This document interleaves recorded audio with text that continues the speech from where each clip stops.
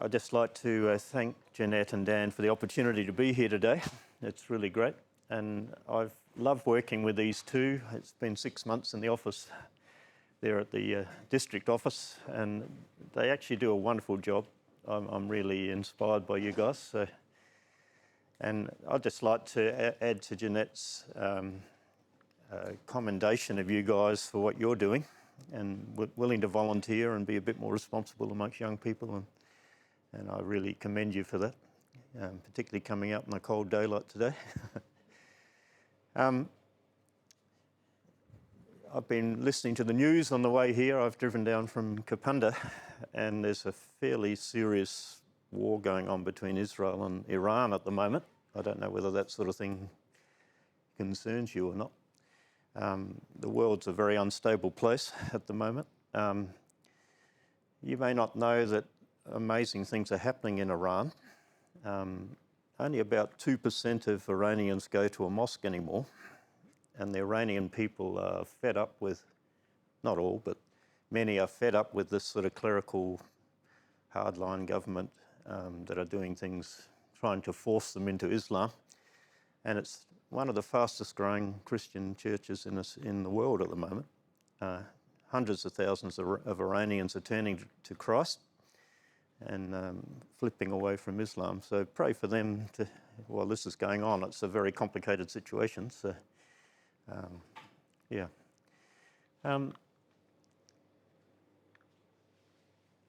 I've titled this talk, I Was a Stranger, and that's a statement Jesus made.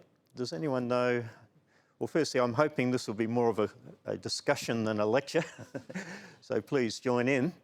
Does anyone know when Jesus made that statement? In what context? He's talking about the goats and the sheep and Yeah. those who saw him as a stranger and welcomed him in, Yeah. saw him naked and clothed him. Yeah. When he was in prison, visited him, whatever he did for the least of these. Yeah. I didn't quite hear the last part, but but you're on the right track there. The least of things you did for me. Yeah. Yeah. That's the verse it comes from, and you're referring to that at that time in Jesus' teaching when he's talking about those who did it for the least of these have done it unto me, and it's part of what he describes as a judgment. The other things that people did was, he says, when I was hungry, you fed me. When I was thirsty, you gave me a drink. When I was a stranger, you welcomed me. And when I was sick or in prison, you visited me. Just very simple human things. And he talks about how that blesses him, and that's a connection with him. That's sort of become a life verse for me. Do you have a particular verse or a part of the Bible that just comes alive for you? I'm sure you do. But for me, this whole sense, I was a stranger and you welcomed me, it sort of motivated me for many decades to be a person who can welcome the stranger in from the cold. What I'd like to suggest today is that in your leadership you have really two sort of roles. This idea of welcoming the stranger is sort of the essence of mission and the gospel, really, isn't it?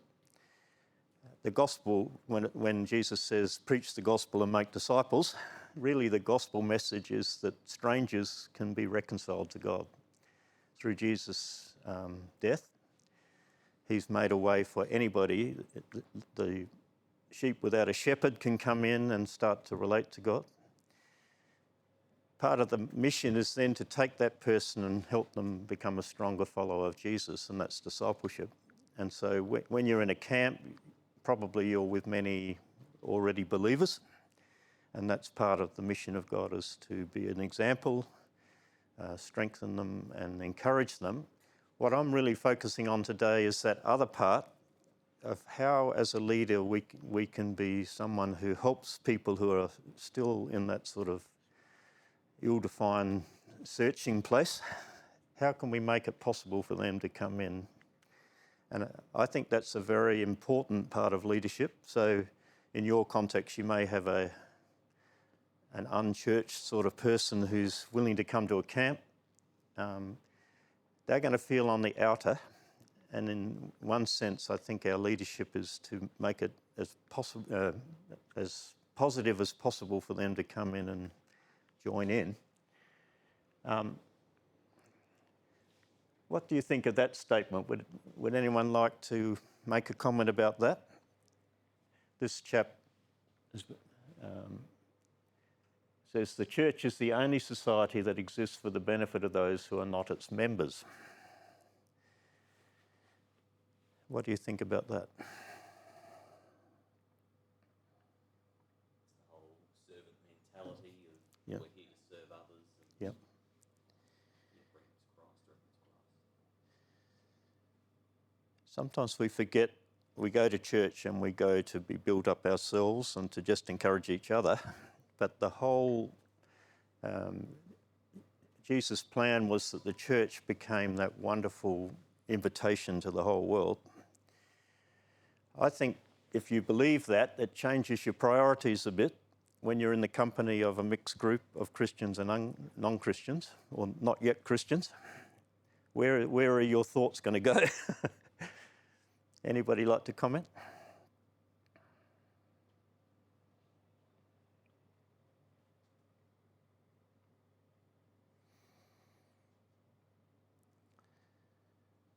Probably prioritize welcoming and connecting with those who are non-Christians or not yet Christians rather than sticking in Yeah. a Christian bubble. Yeah. A lot of congregations talk about being welcoming. I get to travel frequently to different places, different Lutheran congregations. Often I'm turning up and people don't know me. I might have to talk that day.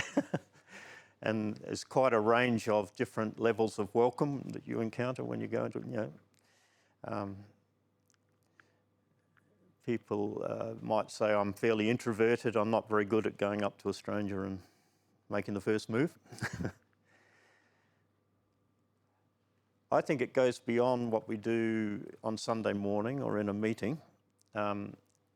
If I believe that, it should motivate me to give a lot of attention to people in my normal day. If I walk into a shop to buy something, how could I be bringing the love of God into that situation? If I go out to a restaurant, I might pick a place where I'm more likely to be able to talk to the staff, or I might go to the same place several times and build that relationship. When you pay for your petrol these days, what's the ethnicity of the person who's likely to take your money? Have you noticed? Anybody like to? You'll find an Indian person generally is serving in that sort of context. Why not talk to them and engage them? They could be quite lonely, or anyway, think about that.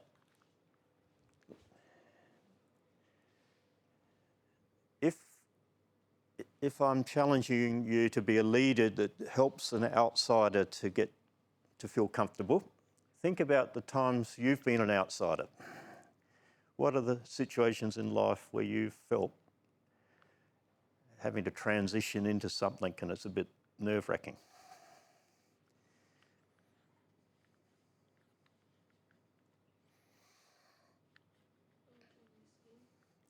Beg your pardon?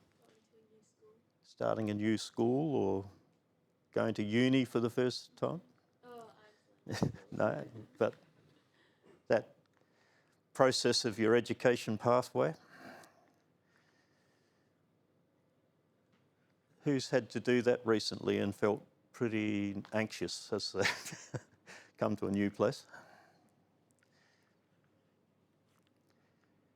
It's not easy being the outside person, is it? Give me other examples. Moving house. Beg your pardon? Moving house. Yep. Moving to a new... To a new community. Yep. To any sort of new either area or group of people. Yep. From the country to the city. Okay. put your hand up if you've had to go from the country to the city, and was that an easy process? We've gone from the city to the country. We're living in Kapunda now. We've been there for 2 years, and I've really struggling to make those first connections. There's a strange sense of being on the outer, and people would say you've got to be there for 30 years before you're considered one of us, you know. Yeah. What about if you were a migrant coming to Australia? That's probably, looking around in this room, I don't think many of you have been, but think about what that must be like. I had many years in refugee settlement, dealing with the newcomers into Adelaide, and I had numerous times when I befriended somebody and they said, "Oh, you're the first Australian that's been my friend." And all of the poignancy of that, in a sense, they were saying, I think I could be an Australian. Someone connects with me. Yeah, we'll get into that more in a minute. Who do you think, well, you might have examples even in the camp scenario, but I'd take it a little broader than that. Who do you think the outsiders are that we need to be considering if the purpose of the church is to serve those who aren't its members?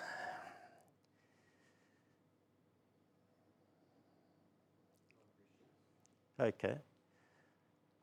A non-Christian is having their life experience, and they're coming perhaps rather tentatively to spend time with Christians. What do you think? I don't know if anyone's had that experience. Are there any adult converts in the room?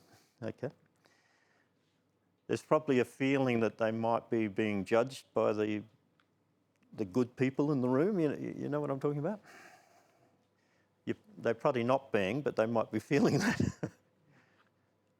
I think, obviously, as a category, people who haven't had a church experience are going to be fairly nervous coming into our company. My wife's much better at this than I am, but she just presents in a way that she looks very normal and a little bit messy. She doesn't try and, you know how when you're in a group and you're trying to put your best front on and you're always being neat and tidy and everything, you know. And she just laughs and says, "Oh, I drank too much last night," or, you know, something like that with a hairdresser, and then suddenly the conversation. She regularly shares the gospel going through a bottle shop drive. But she's deliberately trying to be normal. I think that's one thing we probably need to do. I haven't got it all together. Have you? Anybody in the room got it all together here? I need Jesus every day. The older I get, the more I realise that. I don't make New Year's resolutions anymore. I know I just can't. If God doesn't turn up, I'm lost. And that's a wonderful freedom. Who else do you think could be an outsider or types of groups of people that we should consider?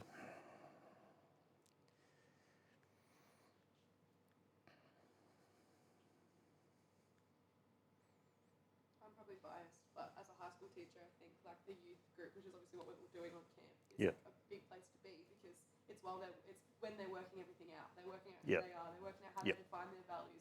They're working out what the moral compass is. Yeah. And so it's like almost an opportunity to humanise what it is to be a Christian. Yeah. And like, yeah, I walk into my classroom every day and basically that's what I pray with my kids about. Yeah. None of them really know Jesus, but No. I work in a Christian school and that's my job. But it's about like, I don't come in and claim to be all over it. I just kind of come in and say like, it's a new day and God Yeah. gave it to us and let's have Yeah. a go. Yeah. And I think that little moral compass check or that value check, or we don't talk to each other like that. We don't treat each other like that. Is that the best decision to be making? Like just those human conversations is what shows an element of Jesus, if that makes any sense. Yeah, Like, it does. it's not about preaching Yeah. the Bible as such. It's Yeah. about modelling what it Yeah. is to Yeah. realign. Yeah. Yeah. I've got some empathy for your generation, that you're growing through a time when a lot of the values that were taken for granted when Jeanette and I were young. Everybody knew the basics of Christianity when we grew up, and they knew what you're talking about when you say you need a saviour or all those things.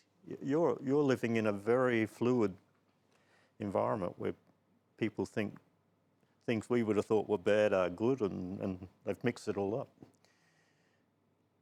I think just being a person who can do that journey with somebody and not sort of shame people for not... Most of my generation at least went to Sunday school. We had some of those basic things ground into us, even if we rejected it. In your case, you're starting from a totally different place.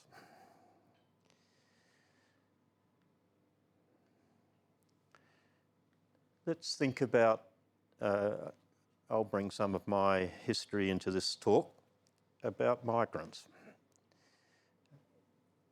Once again, when Jeanette and I were young, 95% of the population of Australia were European, mainly British-based people. In the last 20 or 30 years, it's completely flipped, where we've become a multicultural society. And I'm not advocating multiculturalism as a thing, but it does give an opportunity where many of these people are not European background. European background people know what Christianity is, that they've, if anything, been inoculated against the gospel. People from India or China or other places may have never really, they have little idea of who Jesus is. In one way, that's an opportunity. A few decades ago, I was with Youth for the Mission for a long time, and one of the absolute amazing highlights of my life was to take a group of about 10 people about your age, and we would go to somewhere in Southeast Asia where it was remote, no churches, no Christians, no sanitation, and just live for a few months in a tribal scenario. And we just had the Book of Acts in one hand and made it up every day. We saw amazing things happen, but I have a great expectation of young people of your generation to be hearing God and being effective. We had to go to those places because those people weren't coming to us. Now those very same people, many of them, are coming and living in our streets. Are any of you from the northern suburbs, Salisbury, Kilburn, out that direction? The whole streets are turned over to Middle Eastern shops and various things. Amazing stuff. But from a missional point of view, you can just cross the street now or go into a shop and do what we had to do at great cost, a certain amount of danger. We need both. But let's think about how can we be more open to somebody who's coming from that particular place of otherness.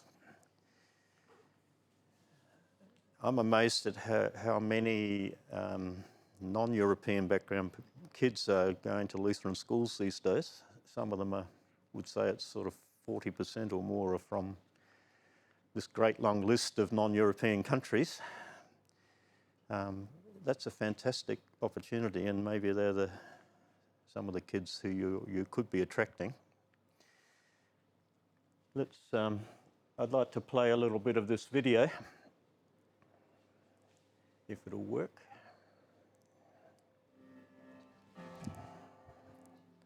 Hello, my name is Annie. My name is Dasni. Colleen. James. David. Rumi. My name is Rika and I'm from Japan. My name is Malcolm Peck and I'm fifth generation of my family in Australia. I'm from Melbourne, but originally from South Sudan. You know, things can be tough when you first come to a new country. Everything is strange for us. In our culture, you just walk to people's house, you knock the door, and then you walk in, and then have a cup of coffee. But in here, even to your in-laws or relatives, you have to ring first to come to their house.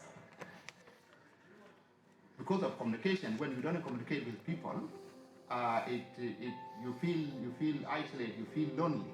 We all like to be listened to. We all like someone to be there and hear us. And I was struggling so much. I was pregnant and I had a little boy. And that time, there was the coordinator over there. Said, something I can help you with? And I just said, can you listen to me for a while? And yeah, she said, yeah, talk to me. And then I said, maybe you don't understand. If you don't understand, just ask me questions, but blah, blah, blah. I felt like, there's someone I can talk to. And then that was the moment. Ring to me, like, this is somewhere I can come back and then talk about my problem.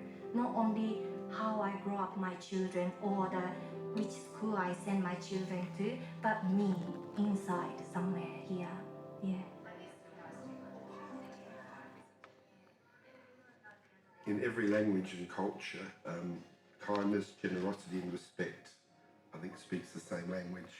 Barbara tried to remember and call my name. Just, hey, you, just Romy.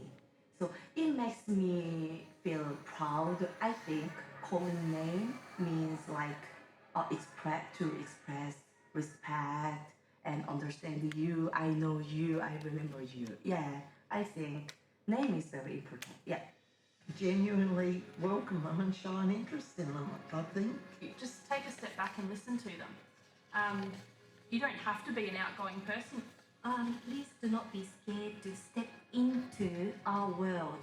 The two of you are probably more similar than you realise. But just stick at it because, yeah, the awkwardness does pass. Just being there is so important, and I discovered often it wasn't what I did that mattered as much as just being there and being with the people. So being accessible, being available, even just being in the same space, even though sometimes words weren't said at all. Listening, getting to know each other, but usually food and coffee is a wonderful connecting bit. Because food is very important to us, so invite them to get meal together, and then ask where they stay or they live or what the purpose come to Australia. I do get to meet some really interesting people from different cultures and hearing their stories about how they came to Australia and how they're finding Australia and what they do. It's very interesting. Gives a really big added depth to my life. I love it. She comes into my world and she tries to understand and she always finds something common between us, like the problem mother-in-laws and some other problems, very funny problems, and we laugh together. When I can't talking very good because my English is not very good, I smile, I just hello, and yes, it's body language. I think is very important. In the actual school that I was in charge of, we had a big notice over the door that said we all smiled in the same language. Just smile at you. Yeah, it seems like the person knows you. And like seeing the kids together, they're just completely unaware of any difference. We are created by God, so accept each other. Don't wait till you get to church. Do it in the street with your neighbours.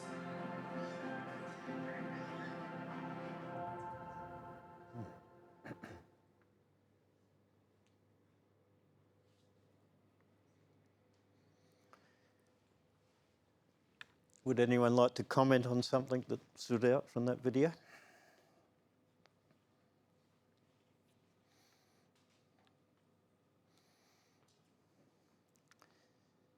like to be, how I was just saying, like it could just be you just being there. You Yep. don't really have to say too much. Yep. Just being there listening. Yep.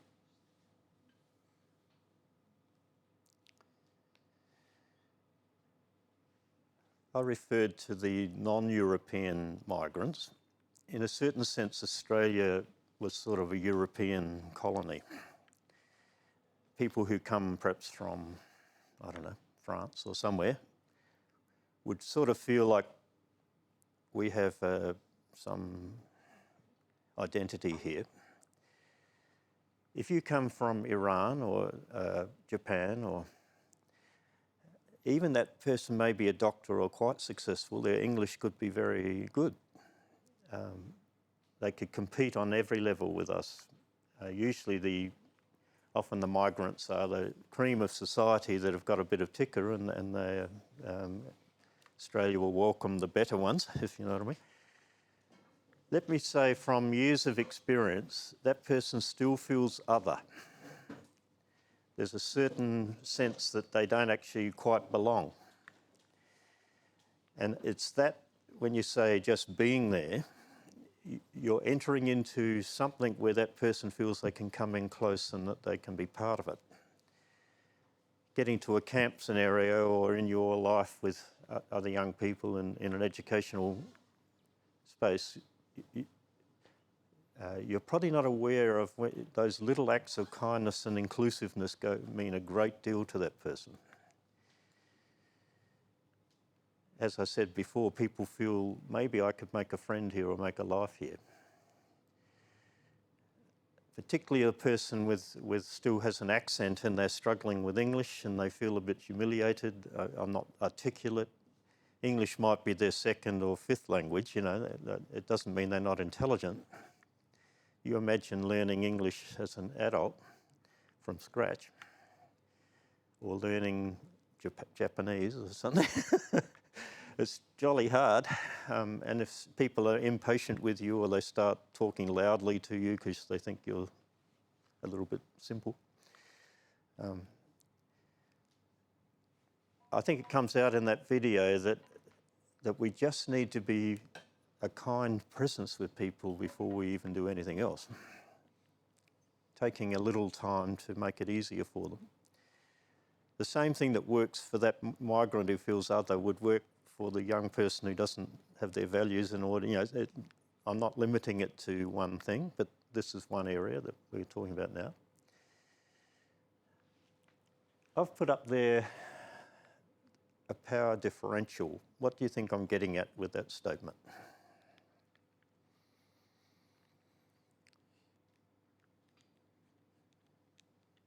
I think the power differential is kind of referring to the fact that some people in situations will inevitably hold more power than others, and that may be because of their race, it may be because of their gender, maybe because of their financial situation. There's a lot of things that go into a power imbalance, but that's something I think is important to be mindful of when you're entering into a situation. Well put.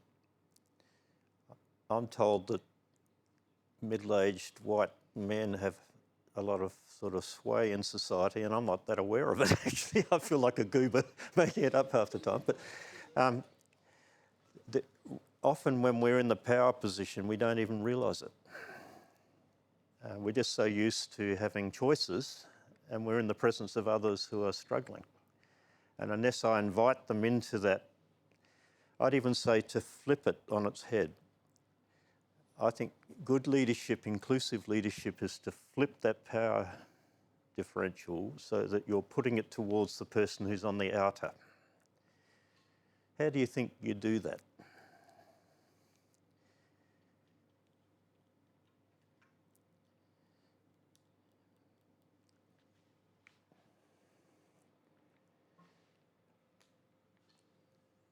One way I do it is that I adopt more curiosity than I would naturally have for this situation that I'm coming into. So let's say I'm a lifelong Christian and I'm in the company of not yet Christian young people who are finding their way towards values, or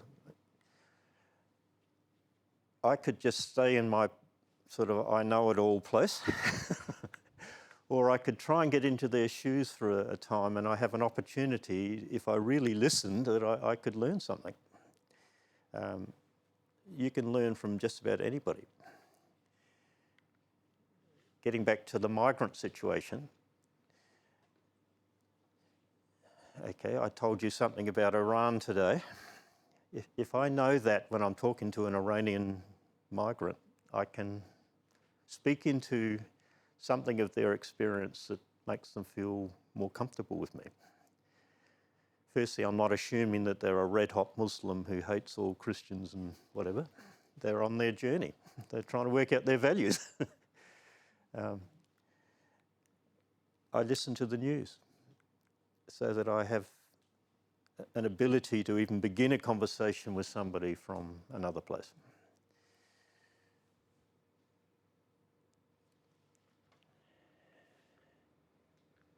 You might have heard of Patrick Keeford.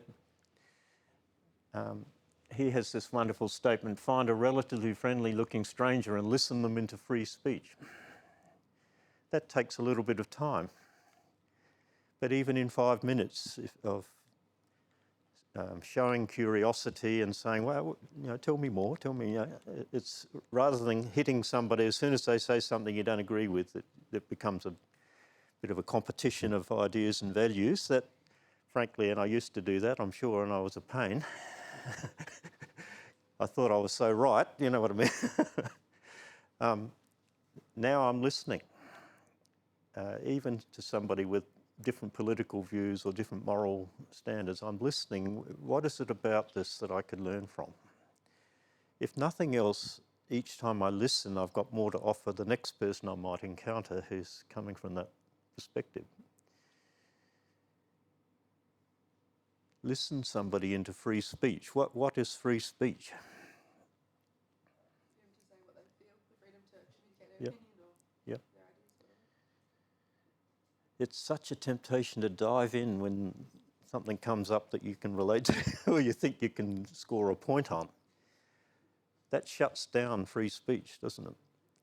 Why is it important for outsiders to be able to speak freely? Yeah. It's good for relationship in the context of the gospel. Why would it be important?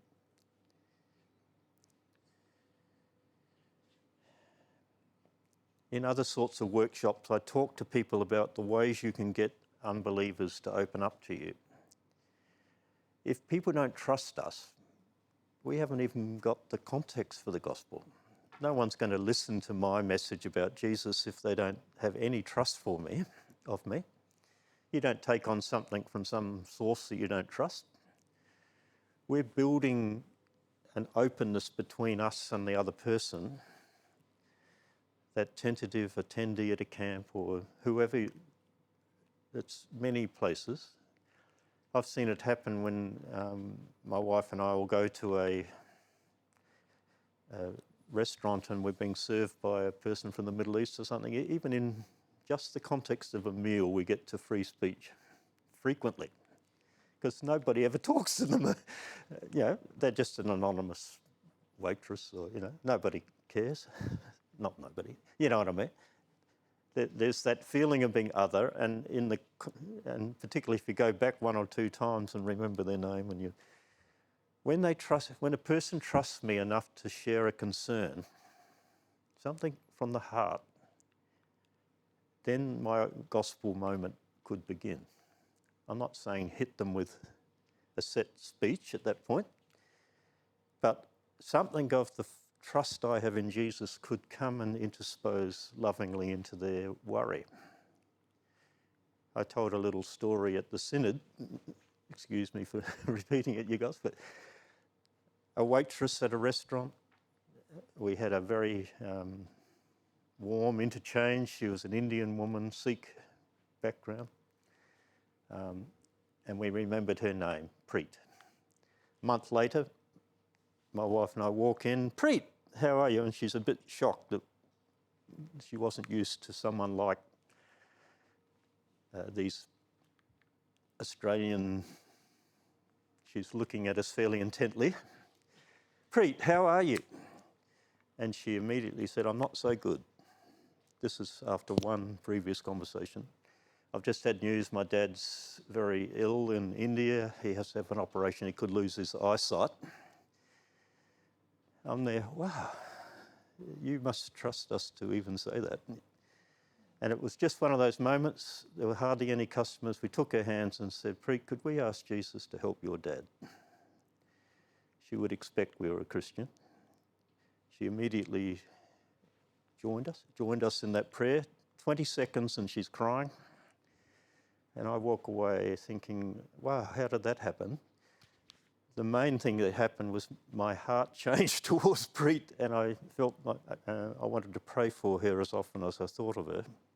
I'm still praying, and I managed to get back to the same restaurant, took a detour on the way home. Preet, how's it going? Oh, Dad's recovering, and while she's rushing past for the tray, it's who knows where it can go. Her co-worker is ringing us at the moment, Nidhi, from the same restaurant, saying, can I come to your house?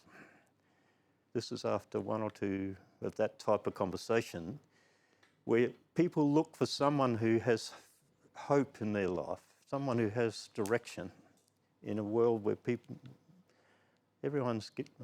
many people are getting very anxious about the way the world's going. Our simple faith is powerful. Let's build those contexts of trust where people can open up, and when someone reveals the need, then the solution can start to apply. And that's where you need wisdom. You don't have to rush it. You don't have to hit a home run every time you go into bat.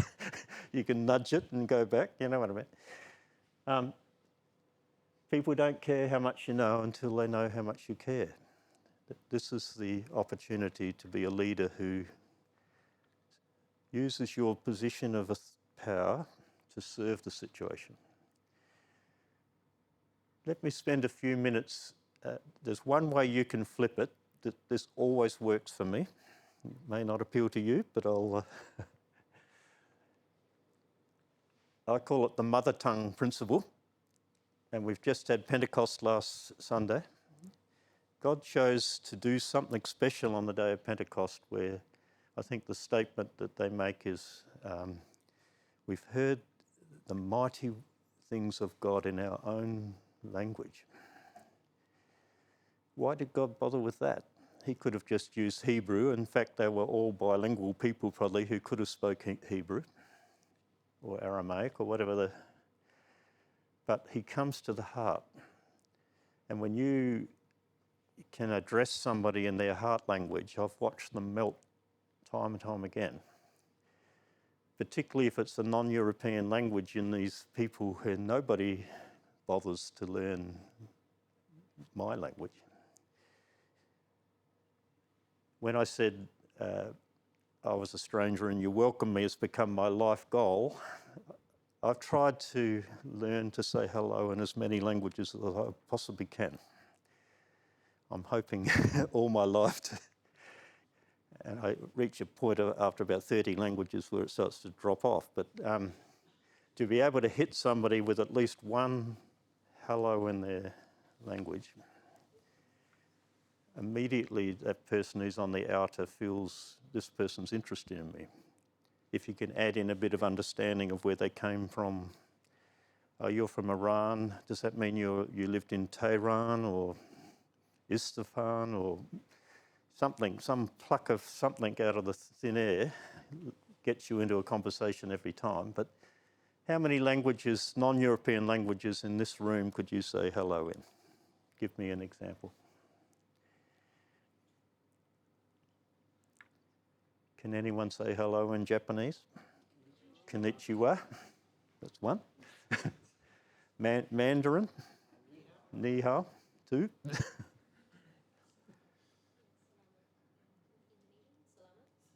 Yeah. Salamat pagi. Indonesian. Yeah. Korean. Oh, you want me to do it? Sorry. Yeah. Annyeonghaseyo. You need to do a little bow. Any more? Vietnamese?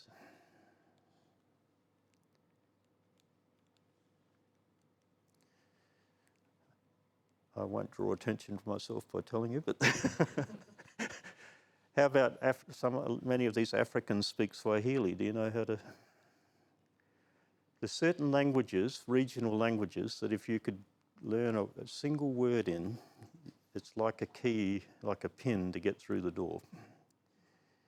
In fact, there's only a handful of languages. If you could learn a word in each of them, you can engage half the world's population and impact that person by you're getting rid of the weeds that are between you. You don't learn how to say hello in Iranian and when you hate Iranian people, or you really don't. You know what I mean? Chetori. Not that hard. But it signals to that person, I'm open to you. I'd like to know you. Maybe we could be friends. Let's get our mouths around some of these words. I'll pass.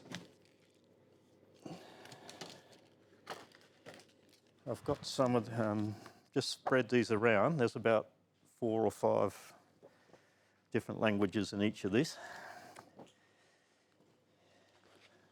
Maybe someone can help me.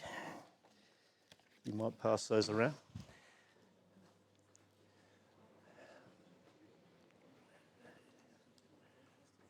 You were quick to be able to say Ni hao ma is the standard Mandarin greeting. We've got about 1 million Australians now who's maybe woke up this morning talking Mandarin to each other. Some languages, when you're reading it, are hard to pronounce. I find that with Mandarin. Take that bottom one, thank you. How would you, well, you can see I've written how to say it. I would have thought it was just Yeah. This, okay, you might think, what on earth do I need to learn some Mandarin for? Even now, I'll say to that person, oh, you're from China, I expect you speak Mandarin. This is the waitress. And I'll, rather than being a big head, I'll say, I'm trying to work on my Mandarin, would you help me? I've never had a person knock me back. They think, oh, that's good. And then then they're tuning in to the fact that I'm not pronouncing it very well. You know how you have to, if they look at you blankly because you got your pronunciation wrong, they're not expecting it. But if I say she when I've received the meal, even if I get it wrong, they're helping me. Getting back to the power differential. All day long, they're struggling to be understood in English sometimes. Not so much your generation. They might be very fluent in English if they were born here, but a person with an accent. For a short moment, I'm the bunny in the headlight, and they're the one who's the expert. That's not a bad thing to offer somebody. Language, when it's their mother tongue, and I've noticed if I head in that direction, suddenly that person's English improves. Many a time I had to visit a refugee home and the African woman would be completely closed down, wouldn't meet my eye. If I said something to her in Nuer or Dinka or Swahili, she lit up, then she could talk. I've got the focus on me, and I would say, when she said, my English not good, my English not good, your English is a lot better than my Swahili. You must be very intelligent to even have any. You know, what I'm inviting that person into a comfortable way of relating. Grab the Mandarin sheet and turn to somebody and see if you can mouth these words. Most of you were able to say Ni hao ma. I've written there how it's pronounced. If you wanted to take a step forward further, you might say Wa hun hao, I'm good. Who can say God bless you in Mandarin? Say it to each other. You've got it written there.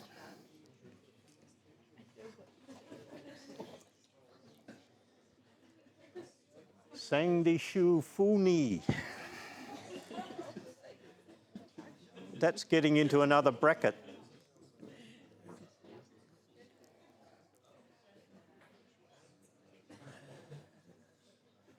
Just getting your mouth to say it is crossing over into a feeling of weakness, isn't it?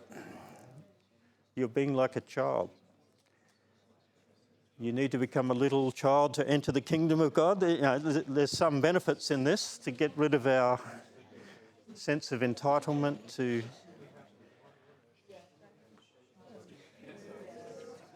look at the fourth one down. Jesus loves you.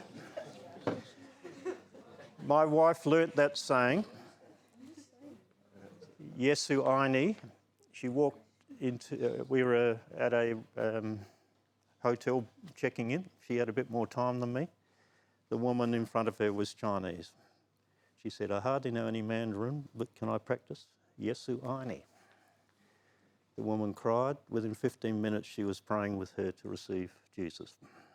She went straight to her heart. She only had 2 Mandarin phrases. Yesu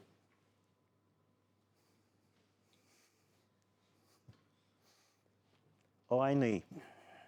If you have to remember it, that's not so hard, is it? Let's say it together. Yesu aini. I have to find little ways to remember because I've got to pull it out without having it written in front of me often. If you like this stuff, I've got little books I can give you today with 40 of these languages. Just the first things you might say. Any introverts in this room? Oh, let me ask it in a different way. Any extroverts in this room? We've been selectively breeding introverts in the Lutheran system for quite some time. If you're introverted, you're worrying a little bit, what do I look like when I'm approaching a stranger?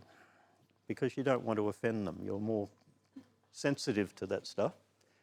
Let me say that has a big advantage in some ways because you're going to be careful. You're going to be thoughtful.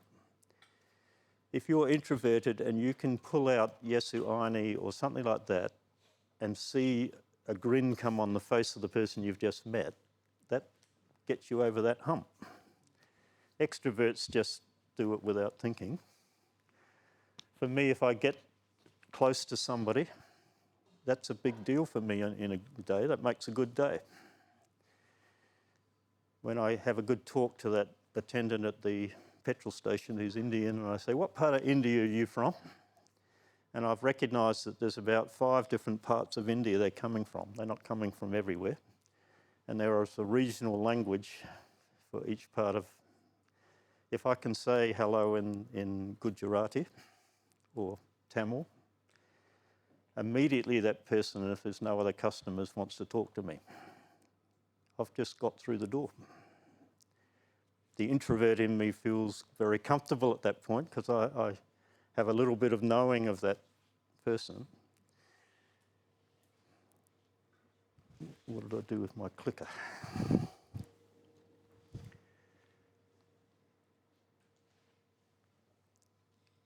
Hindi is the official language in India along with English. Not everybody speaks it. But if you could learn Namaste or Namaskaram or all you've said is, I'd like to get to know you. You've shown a gesture of warmth towards that person. Arabic is spoken in about 30 countries in various forms. Do you know that the Muslim population of the world use Arabic as their religious language, and they like to think they can read the Quran in Arabic, and most can't? In Arabic, they've picked up the Jewish greeting. What's the Jewish greeting? Shalom. Shalom Aleichem. Peace be with you. That's what Jesus said to the 70. Go out and say peace to the person when you meet them. Shalom. I hope everything is well with you. Christians can say it because we know God has dealt with the problem.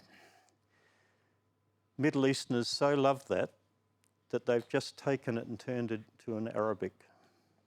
Can anyone say what all Muslims will greet each other with when they meet them? Each other? Assalamu alaikum. Or you could drop the al if you've forgotten it. Salam, shalom. When you meet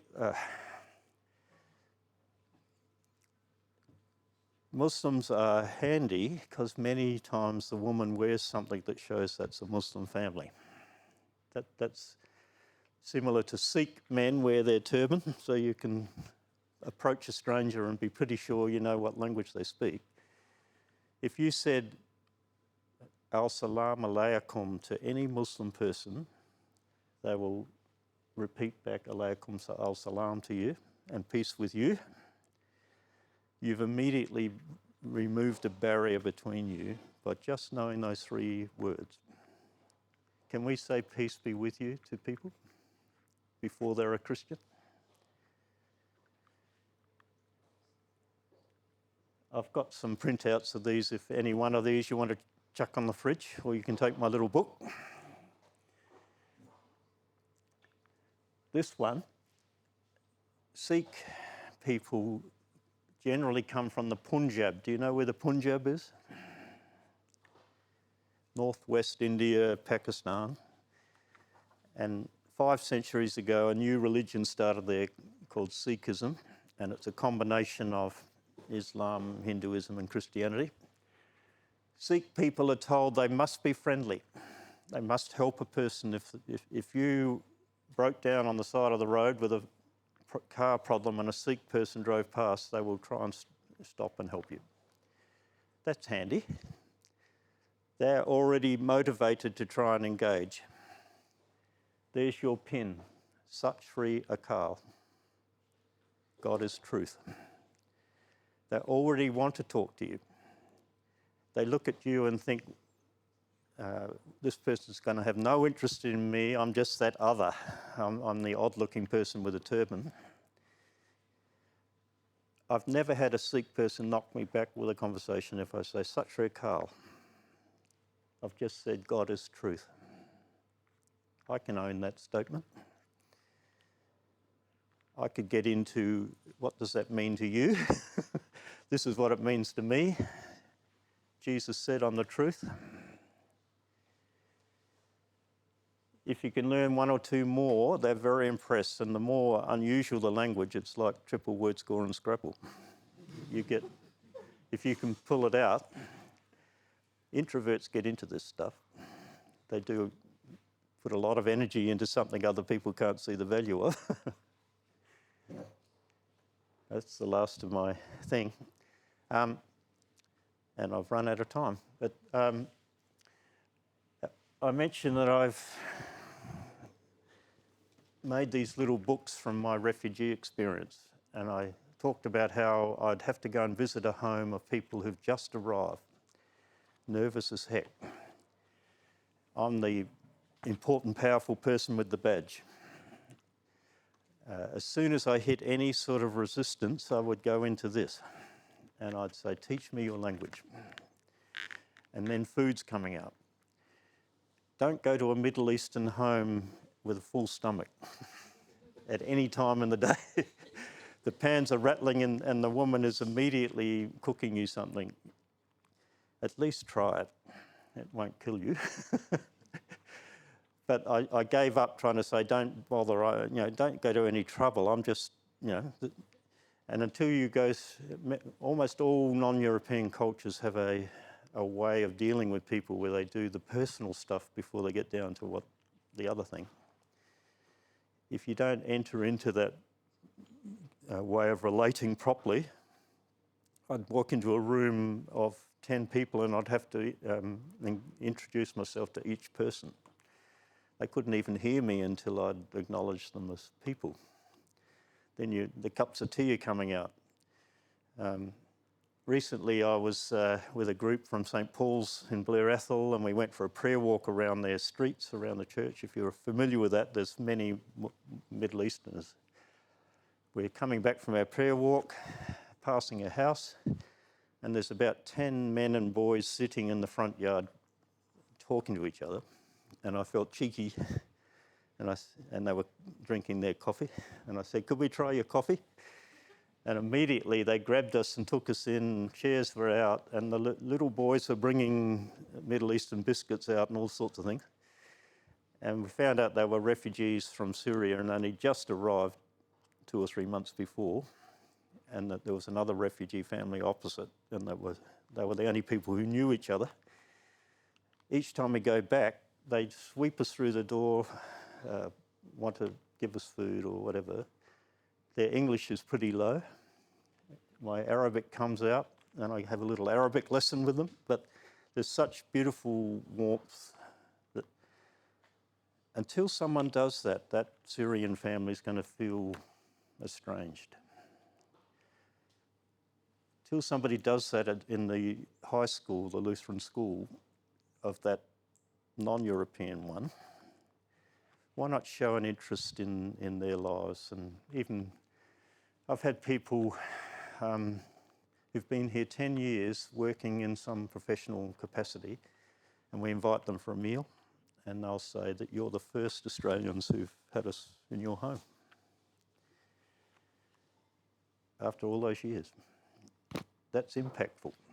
Anyway, anyone like to comment before I pass back over?